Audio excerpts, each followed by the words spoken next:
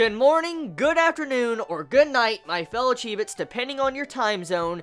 Today we have another wonderful episode of Akatsuki no Yona.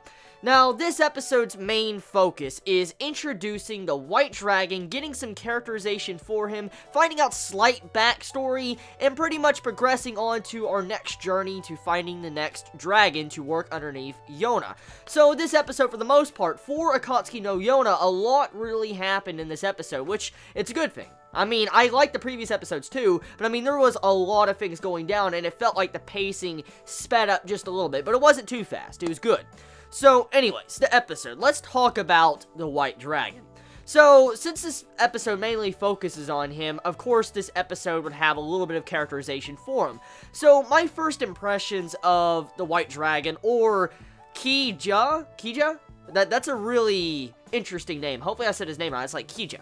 So, yeah, it's a really cool name. I like that a lot. But, anyways, the White Dragon. My first impressions of him. He's very skittish. Like, he looks very skittish, but he isn't, like, you know, I guess, weak. But it seems like he is a type of character that is going to have some difficulty with combat in the future. Because, I mean, he's a kid that's been growing up in this village for such a long time with this, you know, White Dragon power. It makes me question, like, does he know how to fight? So, I guess we'll have to find out next week, because, I mean, in the preview of next week's episode, we see the White Dragon about to fight some bandits. So, we'll have to see exactly where that goes. I'm curious exactly the fighting potential of Kija, because, I mean, like I said, he was born in the village, he was raised from a very early age, he was pampered, as we could see, he was stuck in this building, pretty much kind of worshipped, to be honest, and so, I wonder if he could fight. I really do. I mean, he may be strong, he may have the power, but I wonder if he actually has the technique and experience to back it up, like, you know, Hawk does. So, we'll have to see where that goes. Now, the other dragons, supposedly the White Dragon can actually sense the other dragons, or all dragons, pretty much, that have been blessed with the dragon blood, can sense each other, and they're kind of like siblings. So, now we have our radar, or navigator, pretty much, detecting all the other dragons, and going to be helping out Yona on her quest to getting the rest of the dragons to work underneath her. So, that's pretty much the progression we have at the end of this episode.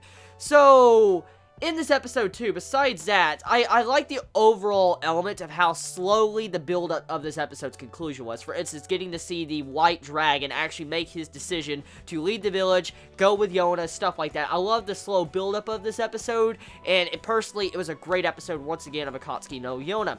Music, like always, man. Music is fucking amazing. So is animation. Like, dude, I love that animation. Even in scenes that are nothing but talking, damn, the animation looks nice. I love Yona. Oh my god, I love Yona's animation and her art design.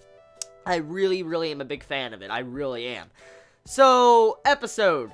It's a good episode. A very, very good episode. Like I said, introduces the White Dragon. We got our radar now to tell us where to go next. We have it to where we get some characterization to find out how many generations have been watching over the White Dragon's blood, waiting for the Master to return. Stuff like that, pretty much. And Yona's development to where she doesn't want to lie to the White Dragon and, you know, say, like, she's not trying to be a scoundrel. So I like overall the honesty from Yona too as a character. That shows a little bit more character development on top of her. And of course there was some comedy elements that were thrown in on this episode. So if you like comedy, most likely you're going to get a good kick out of this episode. Especially the overall element of Kija.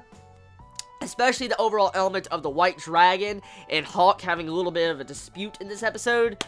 That shit was funny. That shit was freaking funny. Like, oh my god. You got the money bribe and all that, and then after, you know, Yona's like, oh, he's mine. He's my precious friend. I don't want him to leave and stuff like that. And you hear the inner freaking laughs of Hawk. I was like, dude, that's fucking badass, dude. That laugh was so ominous. It just was so ominous and creepy.